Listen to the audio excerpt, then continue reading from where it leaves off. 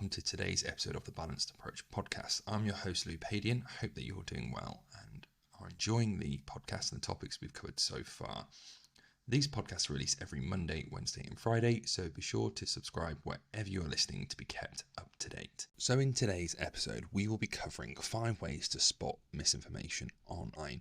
Social media in general, is full of half-truths and misinformation, and we'll go through some quick reasons why in a second, but it's something that I often see, and people will comment, and I've had arguments with people online and people in person about, well, if they're not doing any harm with certain quotes or anything like that, or someone's recommended something and they're saying, well, I don't see they're doing any harm, so you leave them alone.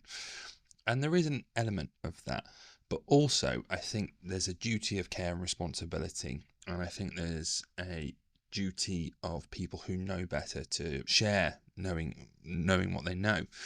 And it can be particularly dangerous, some of this information. And quickly we'll review some of the data around this, because whilst it's only my personal experience, that's often what I'm going to be talking about, is people just sharing their personal experience and what other people should do. And I hope that you understand that that's a completely different thing, but I didn't want that similarity, and actually looking at the evidence and what it says around some of the misinformation online, how dangerous it can be, hopefully outline why it's really important we cover this, and then also give you 5 different ways to spot potential bits of misinformation online to keep you safe and well. So if we look at a 2020 systematic review, they found that the prevalence of misinformation when typing in and looking for health information online is between 10 and 60%.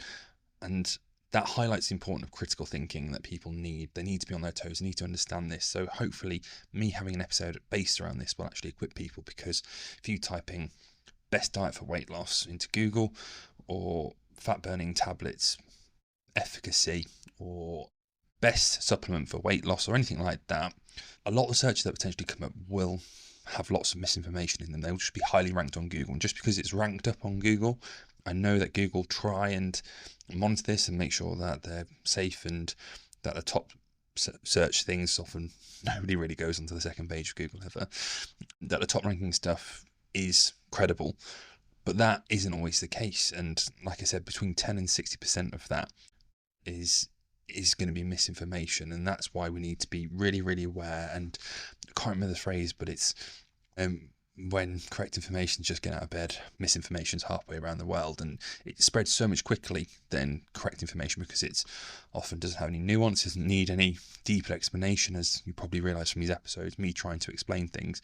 Often there's people talking on similar topics, but can say it in 2 or 3 sentences because they don't care about the nuance, they don't care about giving you correct information, they probably just care about you telling you something, making you worried about a certain problem that doesn't really exist, and just happen to have a solution that solves that. When nuance takes a bit more explanation, a bit more of a holistic view, a bit more consideration, and less precise, and we'll get into a bit more of that in a second. Another area, and in one of my previous roles we worked on people with their relationship with food, I still do that, but this job in particular was really, really focused on this. And a 2022 report from the National Eating Disorder Association found that exposure to pro-eating disorder content, which is fairly common, more common than you probably believe or realise on social media, having exposure to that online significantly increased the risk of developing eating disorders, and that was by up to 32% particularly among adolescents. So again, eating disorders are very, very dangerous and can cause so many health complications, and don't have particularly good health outcomes if they're not dealt with or supported in the right way. So having content that increases the risk of that by such a significant amount is really dangerous, and something that we need to be aware of. And some of these posts or some of these social media channels will talk about some of these topics or promote certain habits that will lead to potentially disordered eating patterns, and if that gets worse and worse, it could lead to an eating disorder. And that's something, again, that can have really, really problematic outcomes. We know if people who have severe eating disorders and are at the lower BMI and at the lower end of the BMI scale, their risk of death is a lot higher compared to people who are slightly overweight and obese. And that's why we need to be really, really aware of not just people on the BMI scale who are at the higher end, but particularly those who are towards the lower end, who potentially showing problematic behaviours with regards to food and body image and things, because the it can be really, really dangerous and have really poor outcomes if not supported correctly.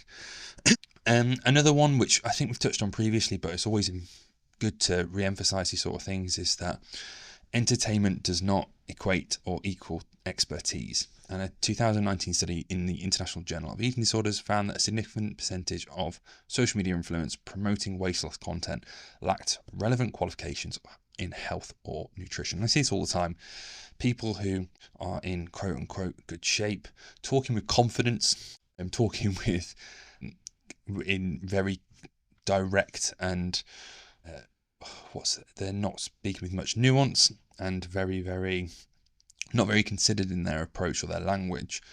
It's very easy for me to tell people that they shouldn't be eating, and this is probably quote word for word from people like Eddie Abu, they shouldn't be eating shit. They shouldn't be eating shit like chocolate. When actually that can be really, really problematic long term for people, because there's nothing wrong with chocolate. Obviously, it's all about balance within your diet, and it's something that should be enjoyed. Yes, should you be having it in a large portion of your diet? Probably not, because it's not very nutritionally dense. But guilting and shaming people, and shaming is another episode we'll be covering soon around body shaming and if it actually works. But getting people feeling bad about the food decisions that they're making isn't really going to be helpful long term. And actually them being over restrictive with their diet because they have to be quote unquote clean creates a really poor relationship with some of those foods that are nice and sociable and have lots of the health benefits outside the nutritional quality of them. And when people then eventually have a piece of cake, a piece of chocolate because they want it and they've not had it and they've restricted for so long, they are tired, they really want it, they crave it, all these types of things. They feel guilty and shameful when they have it. And that sort of fuels that cycle of binge restrict that we don't want. And people giving out really, really bad messages to large audiences with no nutrition or health qualifications is really, really worrying. And the people asking me about people like Eddie Abu, people asking me about Liver King, and people like that in the past. I'm trying to think who else gives out misinformation. Jason Fung, Michael Mosley. There's so many people who are just ridiculous. The Glucose Goddess is another one. There's so many people speaking with so little qualifications, but speak with such confidence and authority on something. And speaking absolutes, that's the word I was looking for. Speaking absolutes, which again is something that we'll talk about in a second. It's a really easily digestible message, because if someone tells me that I shouldn't be eating carbohydrates at all, if someone tells me that sugar is bad, if someone tells me that chocolate isn't real food, that's a really simple message. It doesn't actually lead to better outcomes. Actually, there's a lot more nuance that's needed within this, because whilst it's simple, it isn't easy to implement.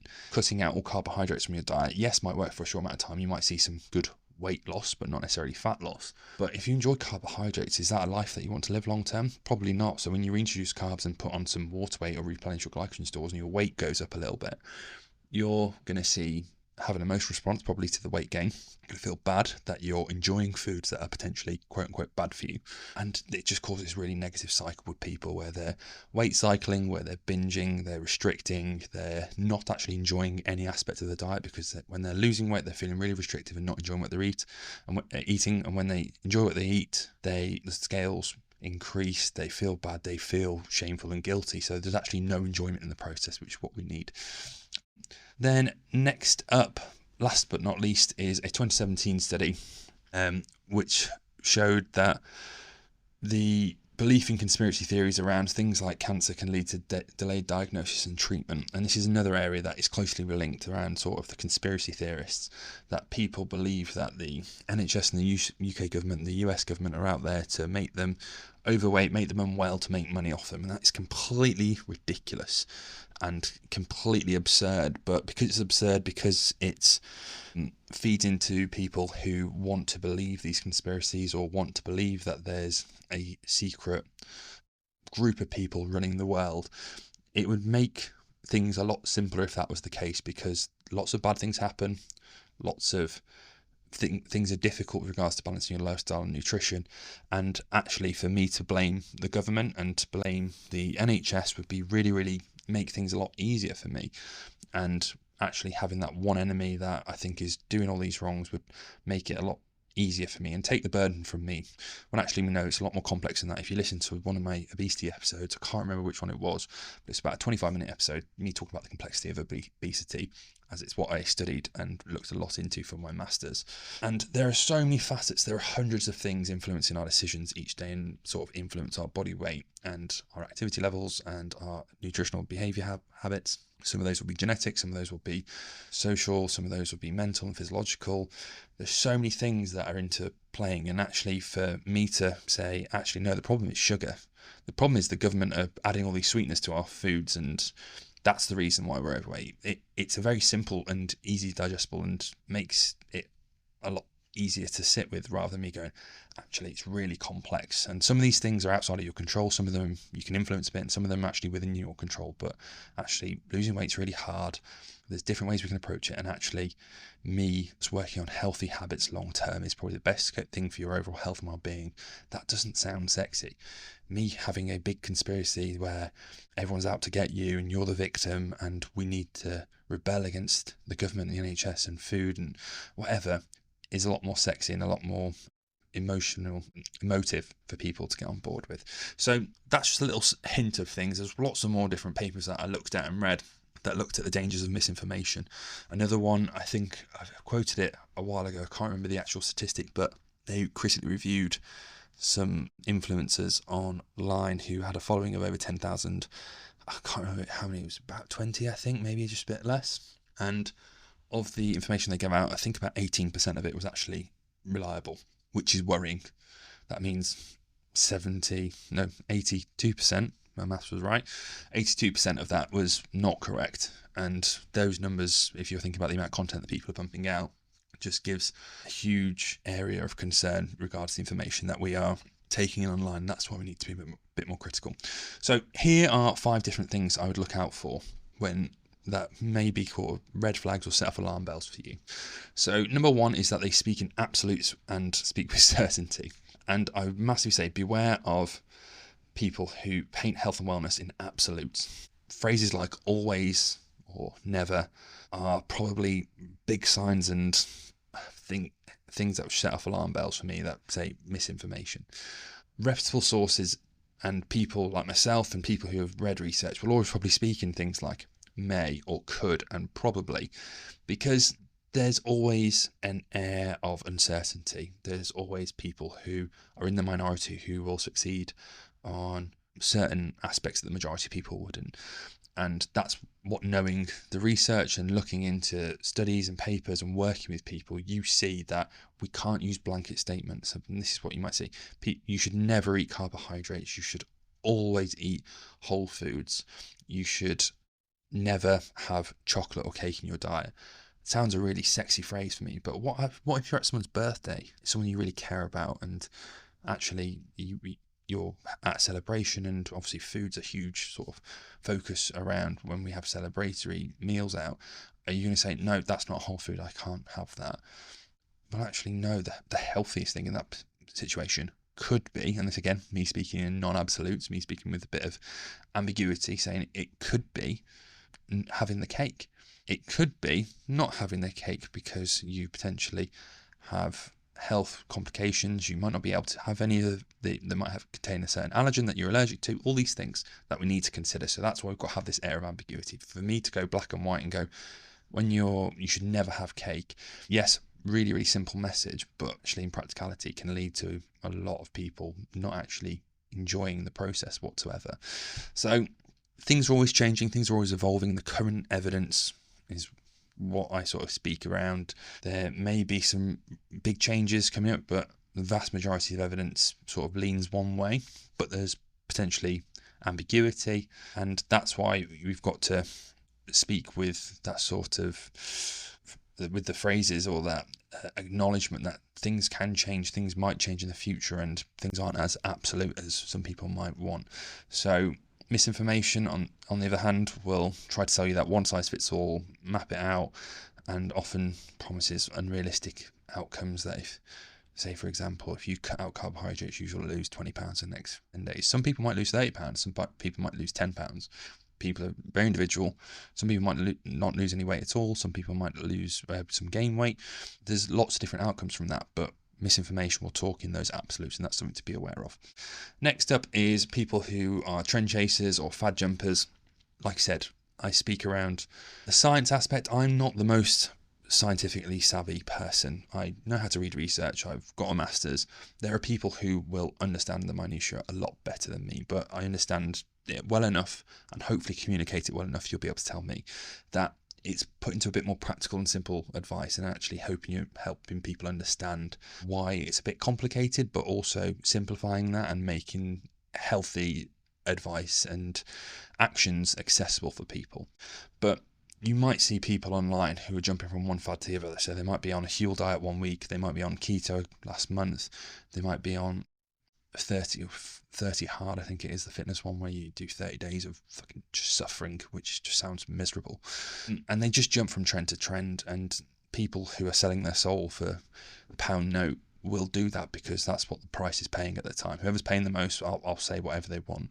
When people who have some credibility will obviously stick to what's right and potentially not doesn't sell as well.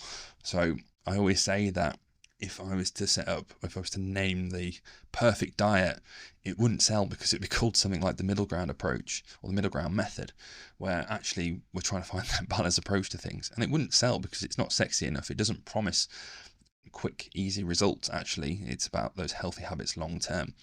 And that's why you might think that, oh, well, actually, I need to try this thing because you know what, I can lose 20 pounds in 20 days doing this diet. You might do, you might not. But whether you maintain that and keep it off, or whether that teaches you anything along the way that you can maintain and actually live a healthy and balanced lifestyle long term, I'm pretty dubious around. I'm not saying that would not work for anyone. Again, I'm not going to speak in absolutes and say nobody would benefit from that, because there might be a small percentage of people who actually might. Again, really, really small percentage of people. Would I recommend it to the vast majority of people? Probably not. Depends on the circumstances. So, like we said, when we are looking for better health advice, we're looking for people who are probably giving sustainable evidence-based approaches to things. They're talking around science, they're talking about studies, they're talking around nothing too drastic. They're probably talking without those absolutes. They're talking about that actually, depending on the person, we might take slightly different approaches to things. And they don't sort of promote, and when people are sort of things to be aware of, giving out misinformation, they will promote things that probably sound really restrictive. They might talk about diets that eliminate complete food groups, things that if you said, right, this diet says I need to do this for 21 days and I'm going to get amazing results. If I don't see myself doing that consistently on average for the next couple of years, and that doesn't lead, and I don't see that as a healthy thing to do, then I probably shouldn't be doing it in the short term, just because we want to talk about healthier habits long term. That's what's going to get us the really meaningful long-term results, where we're probably going to be in a healthier and happier place come the end of it or in the process of it.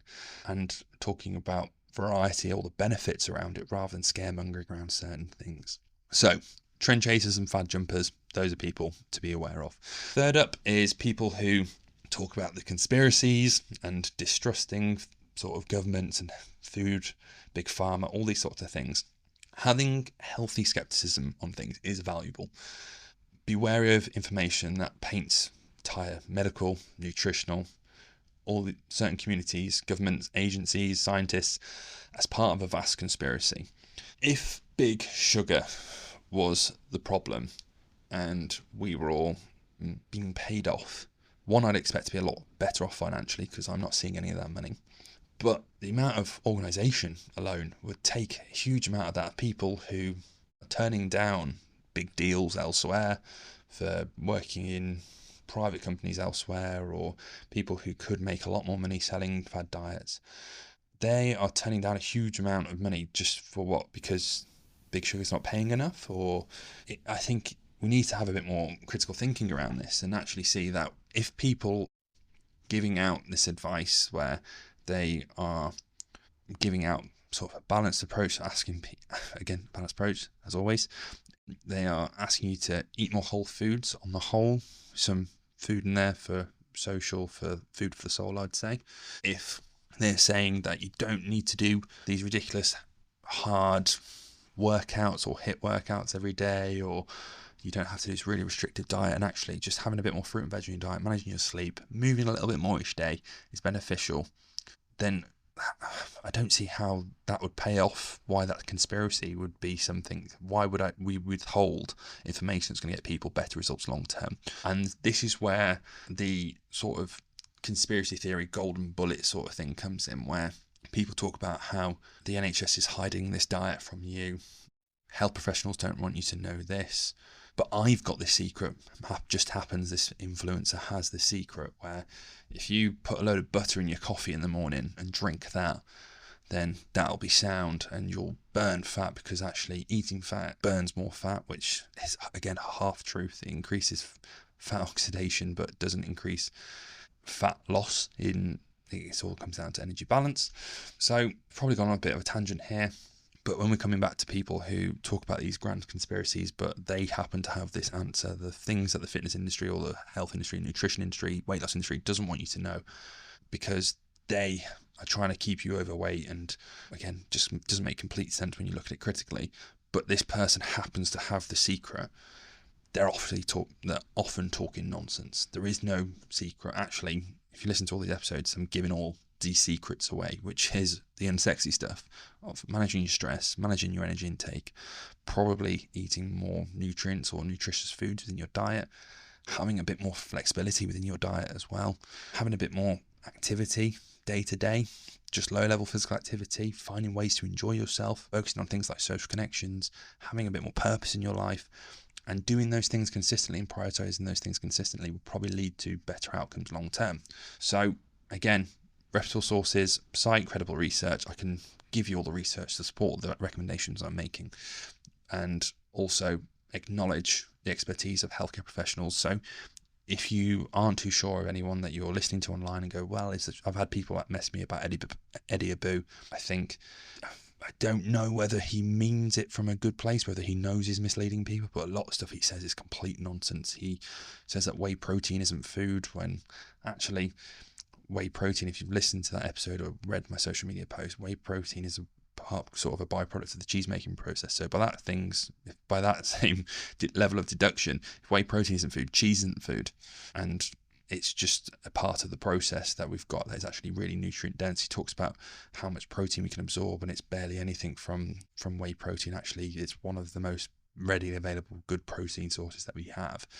This isn't me selling you whey protein. There's lots of other protein sources out there that are fantastic. Carbohydrates aren't bad for you. He'll talk around that. Fasting isn't magical. We've covered that on a recent episode. So there's lots of people pushing a narrative of their way is the only way. Actually, there's lots of different ways that we can do this.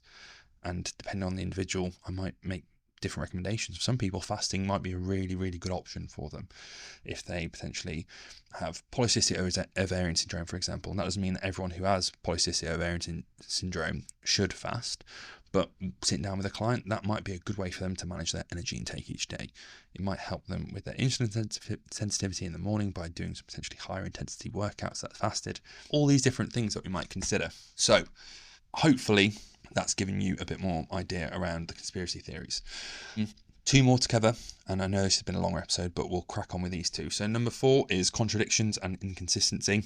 Reliable information is usually consistent. Hopefully, if you listen to my episodes, you've watched my social media and stuff like that, I give out fairly consistent messaging. Nothing drastic. It doesn't depend on who's paying me the most that week, whether it's big sugar or big hit workouts or whatever, or fasting workouts. It doesn't really matter. Actually, it's just about me being consistent with what the evidence suggests is best and what my actual working expertise with people suggests as well. If health advice contradicts itself or changes drastically over time, so like I said, if one person jumping from one thing to another, it's probably a sign to be cautious of them. So look out for sources with a history of people providing clear, consistent information, people who have kept their message fairly consistent. And that doesn't mean they can't change things slightly, but scientific research rarely changes drastically, because if one study came out saying that low carbohydrate diets were far superior to low fat diets, that doesn't really shift the dial, because the vast majority of the research elsewhere doesn't really suggest that. So it would take quite a lot of research to come out and actually for us to understand why that might be the case, for us to go, actually, maybe low carb's a bit better. But currently, there's no real superior diet with regards to low carb, low fat, just on that note. Like we said, superfoods, we've done an episode on those. No such thing really. It's not really a label that holds much weight. And it's, if people are going, well, you need to have certain seeds in your diet, but when you turn that seed into an oil, it's really bad for you. It's, again, there's inconsistencies there that we need to be aware of. So like we said, reputable sources acknowledge that scientific understanding can evolve, it might change over time, but they do it in a measured way, reflecting what the new research might suggest, but also what limitations that might be, and they do that accordingly. So being aware of that. Last but not least, and we've touched on this already, but a lot of these topics sort of overlap, is the secret solution trap. So misinformation often preys on desperation by promising a magic bullet solution. This is usually something that comes with a hefty price tag, is probably quite restrictive or really unique, and sounds so strange that it's a bit intriguing. Again, the sustainable habit stuff that we speak about is stuff that we already know, and as humans we're sort of dialed in to look for the new thing, look for the changes. So me telling you, probably best is that people eat more fruit and vegetables, they probably have a bit more protein in their diet, they probably move a bit more, manage their stress and their sleep a bit better. That aren't quick fixes, aren't really new things for people. Actually, they want me to tell them the secret, and unfortunately there really isn't one. So remembering that reputable sources promote, like I said, a balanced approach to health, focusing on healthy eating, regular activity and quality sleep, and managing the stress a bit better. So a couple of things to take away from this. Double check your sources. If people quoting things, if you're not too sure on them, drop me a message or have a look and see if there's anything that sort of flags up any of the things that I've spoken about before. Check for references. I don't post references in my podcast notes. I do have them all saved. I've got one massive document with every single thing that I've spoken about on this podcast so far, and that sort of links into social media stuff as well. So if anybody has anything that they want to fact check me on, then just drop me a message and I'll be able to send you the source from that as well, because I think that's really important, that credibility. If you do that with influencers, do that with people who say really, really drastic stats online, they rarely can provide them. So again, that's just something that you might be aware of. Be wary of emotional appeals. So if they're fear-mongering or overly optimistic claims, they're making really, really drastic claims, are often tactics that people use to spread misinformation. As always, consult a healthcare practitioner. Myself, I am a healthcare practitioner, I work in the NHS. So if you're unsure about any health information you find online, speak to someone like a doctor, registered dietitian. Good, helpful if I could speak today. Myself. And again, we can provide a bit more personalised advice tailored to your specific needs and goals. And again, there's sort of good sources that I recommend a lot to my patients and clients. NHS website is fairly good. Yes, there's some stuff that I probably wouldn't agree with, but on the whole, it's not going to be hurtful or damaging information. And regards to a lot of health stuff, one of the best ones out there actually is the British Heart Foundation. Amazing resources. I use them with my clients all the time, so definitely worth checking that out, as well as this podcast. So thank you very much for listening. Hopefully there's been some useful takeaways, and I'll catch you on the next episode. So there you have it. Thank you very much for listening to today's episode of the Balanced Approach podcast. If you have any questions, queries, or would like to reach out to me, please do. I am at Louis Padian Nutrition, which is at LOUISPADIAN Nutrition on Instagram, Facebook, TikTok, and all other social media platforms. If you're looking for support in achieving your goals and living a healthier, happier, and more balanced life in the process, click the link below and inquire about working with me. Remember to subscribe to the Balanced Approach podcast wherever you're listening for more insightful episodes, and I look forward to speaking to you soon.